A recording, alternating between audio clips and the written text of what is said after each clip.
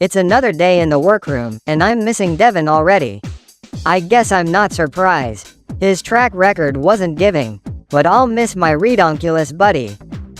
Mondo is wiping away the mirror message. Lee says it's the final 5. Shadow says that the finale is just around the corner. Mondo asks Shadow if he's going to enjoy watching the finale from the sidelines. Shadow says he has to fall into the bottom first. Mondo says it's too late, Blaney isn't handing out first wins at this point. Shadow says he's getting to that finale no matter what he must do. Mondo laughs and tells Shadow he'll believe it when he sees it. I'll be honest, I am feeling a certain way about not having a win. Not like Mondo wants. I'm long overdue for a win. I don't have a problem doing good, I have a problem crossing the finish line. That's an ironic statement. Shadow's been a filler queen. No wins while Lee Kanker is out here with 3. Devin was more entertaining, just because he was actually doing something. Even if that something was just being a flop. Shadow has just been safe most of the competition. This is probably his last week. It's time for the filler queens to go. Mondo tells Shadow that he has no chances of making the finale, he's failed to prove he can even win a challenge. Mondo then says they all watched what happened to Lance, Flygon, and Devin. They fell into the bottom with a queen with a win, and not one of them survived. Keith points out that Kaito didn't survive either. Mondo tells Keith that he has at least gone on to earn the spot he took from Kaito, and asks what Shadow's done. I think if you did the math, Shadow's track record is better than Mondo's. Mondo has a win, but he's also lip-synced twice, which is usually not a good sign this late in the competition. Did he not hear Blaney and Bill's critiques? They were not impressed. Mondo's my guess for who's going next. He's not absorbing the critiques anymore. Or ever, since he still is coming out on the runway in biker looks. But baby, the filler queens are out of the way. And there's no safety net left for Mondo. This is game over if he doesn't get it together. Owen asks Lee how it feels to have 3 wins. Lee says it feels fantastic. Shadow warns Lee to be careful, Keith's not far behind. Lee says he can have her scraps. The queens laugh. Can a bitch just enjoy her utter domination of the competition in peace without having a reminder of the other powerhouse bitch just on her tail? It's great being at the top. And once you're at the top, all that's left to do is prepare to kick any queen who thinks that they're going to take your place. I love you, Keith. I hope you enjoy second place. Owen says he hopes today is a comedy challenge. Shadow says he wants a design challenge, Keith says same. Lee agrees with Owen she wants a comedy challenge. Mondo says he wants a design challenge. I wish it was just because I can sew. I can. I'm not a designer, but I can sew. But mainly, it's because I didn't pack many not biker looks. And I know if I go out there looking like a biker, I'm getting red for filth. Plus, if it's a fashion challenge, that guarantees Owen will be in the bottom this week with Shadow. And that will secure my place in the finale. We haven't had a design challenge yet, and I'm hoping we never do. Season 2 didn't even have a ball. Plus, with a number of performers in this cast, why would you waste their time behind a sewing machine? My queens, it's an utter horror story out there. Cliffhangers, meaty tucks, and the biggest horror of all. Shoulder pads. Lee Kanker won the mini challenge. Never underestimate the comedic power of the Kanker sisters. Except maybe May. Love you, May. Can Lee stop hogging all the wins in here? Some of us want some too. Hello queens. Congratulations on making it to the final 5. As I mentioned last week, this is the make or break part of the competition. Many queens have made their legacies at this stage. Many have also had their dreams crushed at this point. This season we've tested you on your charisma, uniqueness, nerve, and talent. We've watched you perform week after week. And Bill and I both agree, we're confident that the 5 of you can slay any acting, comedy, branding, or performance challenge you're presented with. But there's just one question we haven't challenged. Can you sew? Lord help me, it's a design challenge. Finally, a design challenge. As you may remember, I can sew. Design challenges were the challenges Princess Allura excelled at back in Season 1. I know Lee is a powerhouse, but this is my chance to get out ahead of her. Queens, do you know what I'm excited for? Wicked, and it's getting cold outside. So that's why I've decided, the theme for this week's challenge is, Wicked Winter Wonderland.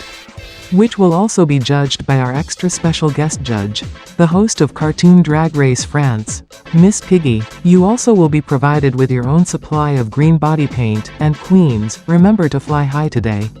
But take care, not to fly too close to the sun. Good luck, and don't fuck it up. This is an important milestone for me. My sister, Marie Kanker, was eliminated at the top 5 on season 1. And furthermore, she went home in a design challenge. Low-key, it's her own fault because she always turned down having me teach her when we were growing up. But anyways, it's important for me to do good this week, and excel where my sister couldn't. Mondo is sketching his design for the runway. He crumbles up the paper and starts again. My first idea was to do something Glinda the Good Witch related. But then each sketch I did, it just didn't feel like me. So, I think I'm going in a different direction. Shadow pulls Lee and Keith aside and asks if they're working together or not. Keith comments it's not really a team challenge, and Lee says she's open to helping if they think they need it. But she doesn't think they'll need it, unless one of them is really unsure of their sewing skills. Shadow says he's not too worried. Keith agrees. The three cheer to Rose Squad and separate.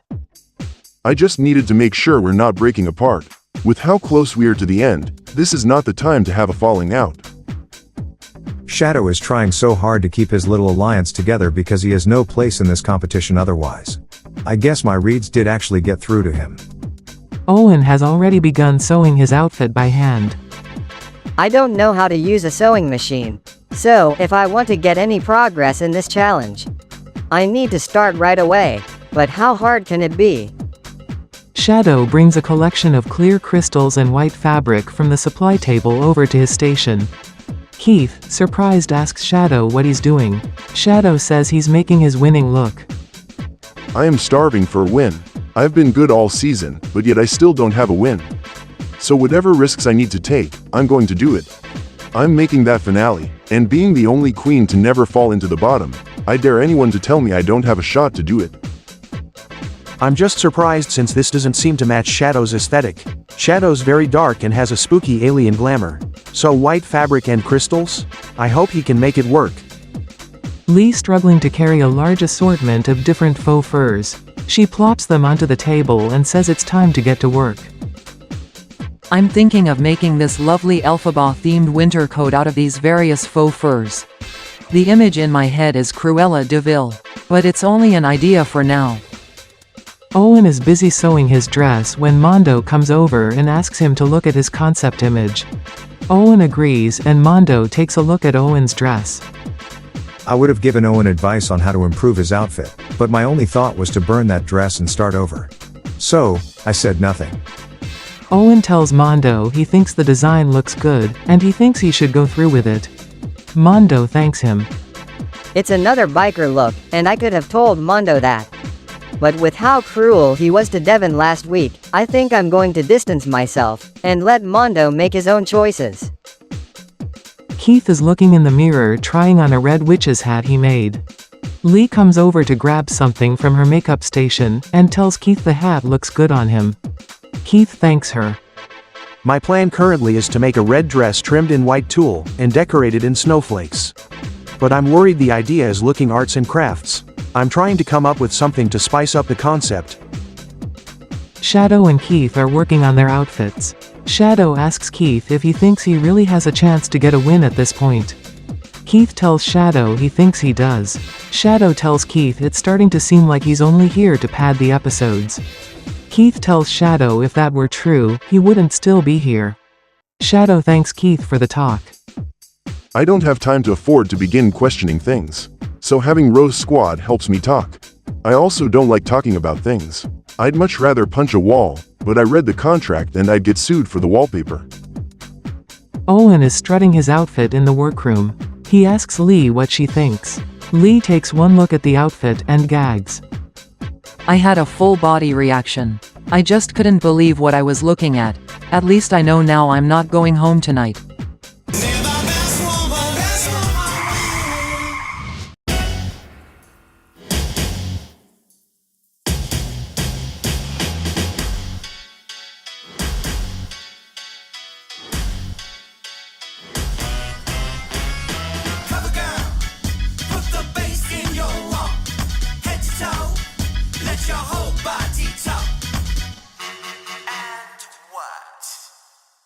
Welcome to the main stage of Cartoon Drag Race Toon Madness.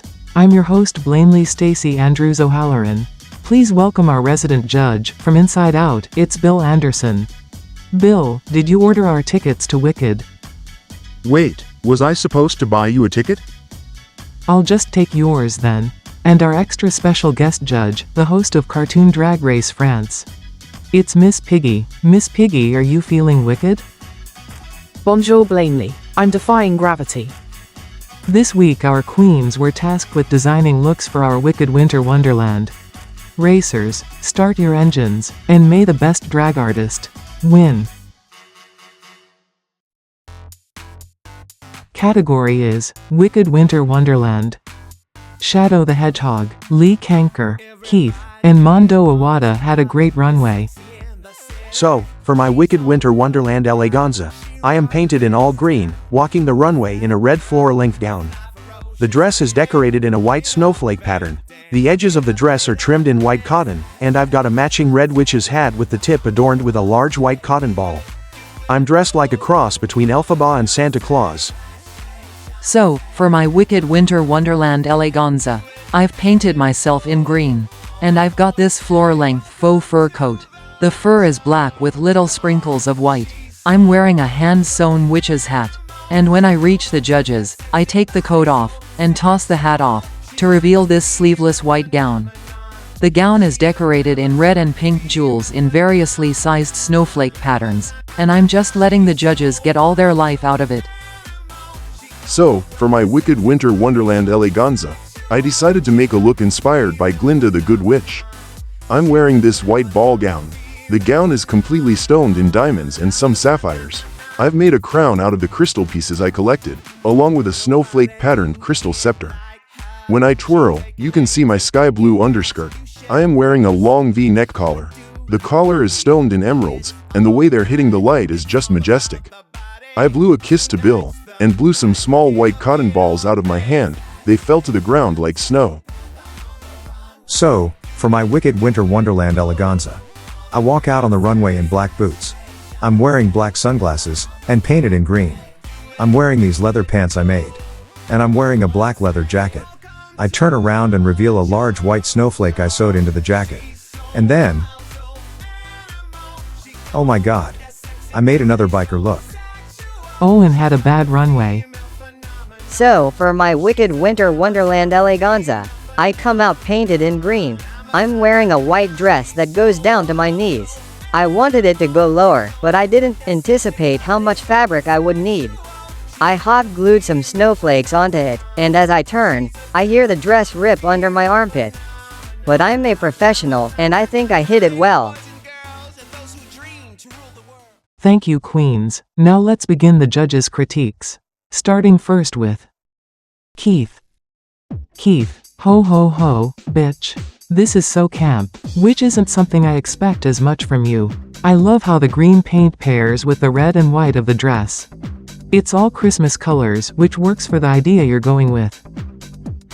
I remember watching with Kermit when your drag sister, Princess Allura, walked this stage in the first design challenge. And now here you are following in that legacy. You should be honored. I think the usage of red was a genius choice, as it made you stand out on the runway. However, I will say the dress itself, while decorated beautifully, I feel could be pushed further. But that said, this was a lovely night for you. Owen. Owen, I think this is disappointing. The dress doesn't even reach your knees, which would be horrible for the winter. And there's no synergy to the snowflakes you hot glued haphazardly to your garment. Also, please don't take this the wrong way, but please invest in some deodorant. I can smell you from here. Owen, I can't say I'm disappointed, which is kinda sad because that means my expectations were on the floor with you. But at the same time, I really can believe this is the best you can do. Just please, when you leave, take a sewing class. Lee Kanker. Lee, this was a phenomenal display. The way you captured both Elphaba and Winter all at once. When you came out, I gagged at how beautiful you looked. What is that coat made out of? It's made from faux fur, or at least I hope production gave us faux fur. It's so wonderful. I saw Cruella de Vil when you came out here. My one complaint is I feel the reveal was a tad disappointing. The dress isn't ugly, and it is detailed. But the coat itself is the powerhouse, and I wish you kept it on. Lee, glamour isn't usually your type of drag. So, for you to come out here looking so flawless. Design was always a concern for me, after your sister on season 1, and fortunately you exceeded my expectations. I saw a whole other side of you tonight. Great job. Mondo Iwata. Mondo, you've been critiqued all season for your biker aesthetic. And I can forgive runways that you already brought to the season, but this was a design challenge. There's no longer an excuse. I will give it to you that the sewing is incredible. It's not easy to make pants. But at this point, this is a predictable runway for you. And since this is a challenge about designing something to impress us, that's not a good thing. I also don't like how the winter theme is barely involved in this look. All you did to make this a winter look was sewing a snowflake into the back of the jacket. It looks like you had an idea for what you wanted, then just added the theme on after. Shadow the Hedgehog. Shadow, I just want to thank you for actually doing a Glinda look. It was a great choice since everyone else did Elphaba. You now stand out among everyone. And I love how flawless every detail is in this. The crystal crown and scepter. The stoning. The usage of white and blue. It was truly breathtaking, even bringing out some tiny cotton balls to imitate snow. But what I love most is the emeralds you added to the collar. It draws so much attention to yourself, and it says so much about Glinda, that she would add a splash of green to her aesthetic. My one critique is it is a basic ball gown, but what you did with it truly made it a sight to behold. Thank you, queens. I've made some decisions.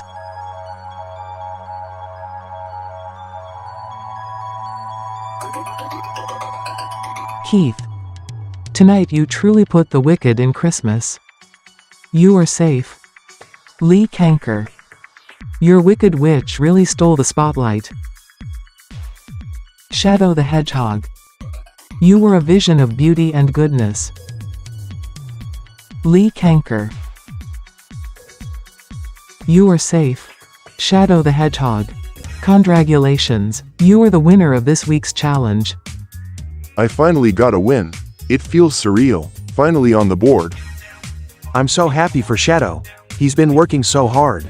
He deserves it. Now every member of Rose Squad has a win. It's destiny.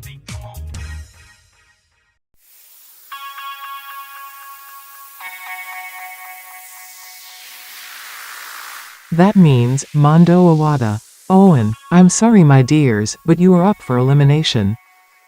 I don't think anyone is surprised I'm in the bottom this week. But I'm not going home. If none of my past runways have sent me home, this one isn't. All that's going through my mind is how could I have ended up at this point? I'm just feeling disappointed. Mondo doesn't look well, he's all wobbly. There's something wrong with Mondo. I can see it from the back of the stage. Two queens stand before me. Ladies, this is your last chance to impress me and save yourselves from elimination. Good luck. And don't fuck it up. The lip-sync song is Vacation by GRL. Mondo fainted. Oh no, stop the music. Mondo just went down once the lip sync started. It was scary, honestly. Mondo up and fainted. I've never seen production rush in so fast. Mondo slowly gets up. Production asks Mondo to step aside. After what seemed like forever, Mondo finally returns. The doctor said I likely fainted due to stress. But I'm cleared to lip sync, so now I'm going to take Owen down. Alright, we're going to start this again. Two queens stand before me. Ladies, this is your last chance to impress me and save yourselves from elimination. Good luck. And don't fuck it up. The lip sync song is Vacation by GRL. Owen had a good lip sync. Mondo flopped the lip sync. I've made my decision.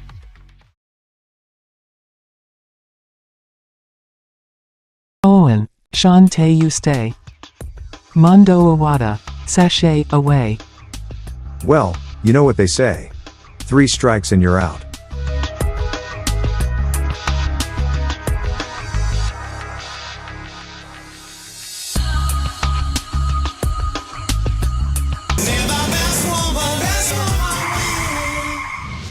Back in Untucked. The queens enter Untucked. Keith congratulates Shadow on getting his first win, and Lee and Owen cheer. Shadow thanks them, and he thanks Keith for the support he gave in the workroom. Owen says he was scared when Mondo fainted. Lee says Panacea flashed in her mind when she saw that. Shadow asks what they think happened. Keith says he thinks it probably wasn't serious because he was allowed to compete. Lee suggests it was probably shock. Shadow says he hopes so. Lee tells the queens it was a personal goal of hers to make it past the top 5, since her sister Marie went out here on season 1. And now that she's accomplished that, she isn't going to let anything stop her from reaching that crown. Keith says they'll see. The queens laugh. Owen reminds the queens they're 1 week away from the finale. The queens cheer and drink their cocktails.